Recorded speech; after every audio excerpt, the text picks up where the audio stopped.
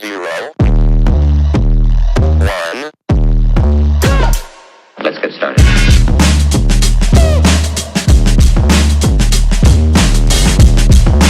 All right, everyone. So we do have a whole bunch to talk about. That's going to include how we can make some more money in tomorrow's market session. But right now, up here is going to be what we made today. And ultimately, we're going to dive deep into just a little bit of what we talked about in yesterday's video, okay?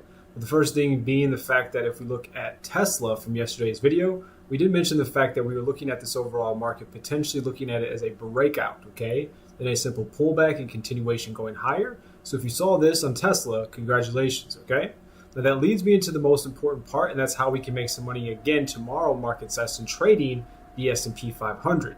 Now, when talking about the S&P 500 yesterday, we did mention the fact that we were looking for a continuation of this range that we did have to adjust in today's session. So it is a little bit different, but as you can clearly see, we are now pretty strongly in this range. Now, the big factor is, have we broken out? Now, if we look at it in determining that, we have this big move going up, okay? Now, traditionally, what you would want to see in these types of situations is a breakdown first, which is a cause for concern. Because for right now, we've pushed up, highs, lows, right? Highs, lows, back up to the high. So in this situation, I'm actually looking for the market to fall back to the downside, okay? So it leads us to the very first variation overall. Now, I'm going to clean up the chart just a bit here, so give me 1 second, everyone, okay? Just give me 2 seconds, and then give me 3 seconds with this final one, okay? So let's get rid of everything on the chart here so we can start over.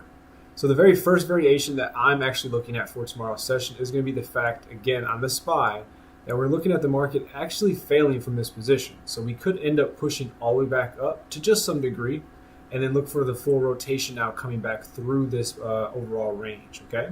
Now that we have a pretty good identifying factor of how the range is, we can look at it in terms of the full distance above is going to be now look to go underneath, okay? So we should, in essence, find ourselves coming back underneath the lows from Friday. Now, from this point, we are actually still in a position of strength overall, even more so now because the market is rotating, okay?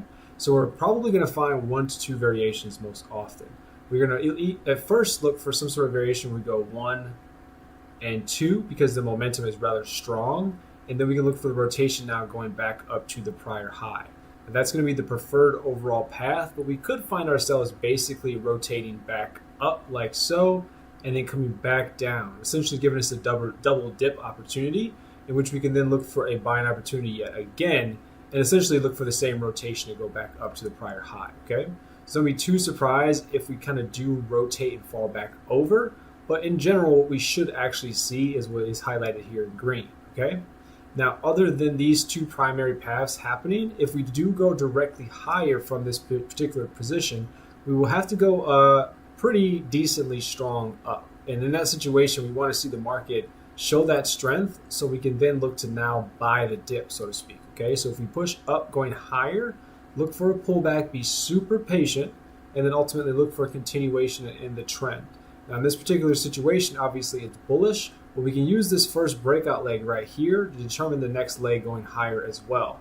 So one would assume from this particular setup that we could look for this whole leg right here to be the not too distant future move of this prior leg here, okay? So just be aware that that's going to be kind of the measuring tool if and when we do get this next leg going higher, all right?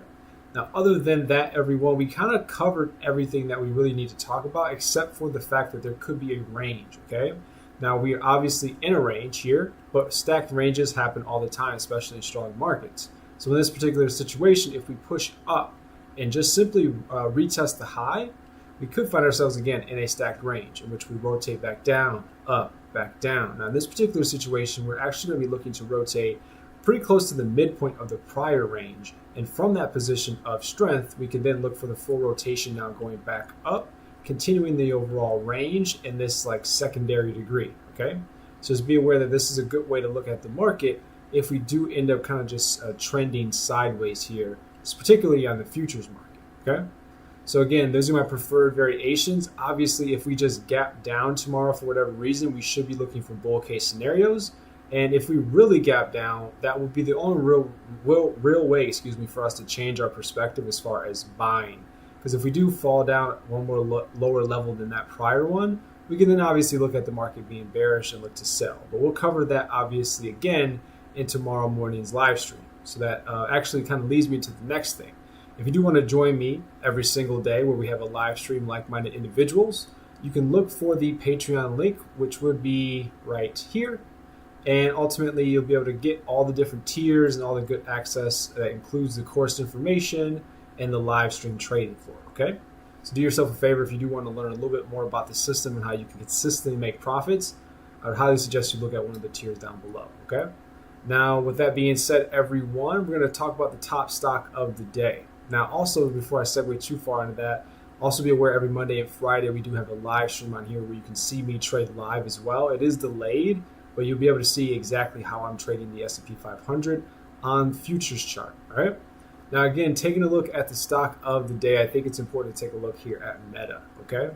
Now, when looking at Meta, I think it's pretty obvious overall. We have this really big bullish move going up, and this is a definite range. So we pushed up and kind of consolidated here, okay? So I am expecting the market basically to rotate back up to that 650 and then essentially rotate back down. So in this particular situation, if we do gap up, we want to stay within reasonable limits, which is right around that 650 area, and then simply just look for rotation coming back down to the prior low.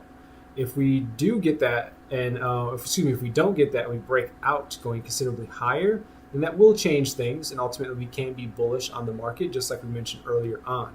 Now, in this particular situation, very similar to that what we talked about earlier, the breakout leg will be determining the last leg of this overall move. Okay, so depending on how high this goes up, we can use that to figure out that last leg. Now, other than these two basic variations, I would go ahead and assume that at these levels, the market is trying to reverse. So let's go from a 15 to a 5-minute chart. And if the market's going to end up pushing up higher like this in red at the given moment, and it doesn't just gap up, you would expect some sort of like attempt to retest the low, and then you can look for that pivot going higher, okay? But again, once we get to that high, we would still be expecting the market to rotate back to the downside, keeping the range and its rotation alive. Now, other than these three basic variations I would label, there is maybe one or two more, and in that one more, we would look for the exact opposite. So if we crash through that low, then that will be enough to signify that the market is bearish, at least for Meta platforms, okay? In this particular situation, we can look for a return back to whatever high it wants to go. There will be some levels of resistance with channels, and then we can look to short that into the low and see if we can't go the full distance, which was that measured move, okay? So these are going to be my 4 preferred ways. I'd highly like to see the green case scenario play itself out. Whether or not we gap up tomorrow is yet to be seen. Again, if we do gap up, though, we should be looking for short sales more often than looking for a breakout to go higher. All right? So there you have it, everyone. We talked about the SPY. We talked about Meta, which was the stock of the day. We also recapped on Tesla and the P&L and all the stuff that came with the S&P 500 trade. So if you want to see me trade live, then obviously look down below for the Discord/Patreon links. Make sure you join me Friday at 9:30 a.m. here on YouTube if you want a free live stream session. And other than that, everyone, if you like the information, then obviously give me a like, subscribe. It helps me out with the channel. And I'll be sure to see you all on the next candle. I know it's hard to trust so-called gurus. That's why I live stream my trades every single day, Monday through Friday, starting at 9:30 a.m. The live stream isn't for you to copy my trades, it's to show proof and credibility that my strategy works. The stream is delayed and muted to protect my edge. But if you want to see everything unmuted and in real time, check out the Discord and Patreon links below. You'll get exclusive perks and the opportunity to learn the system for yourself, so you don't miss great opportunities just like this one.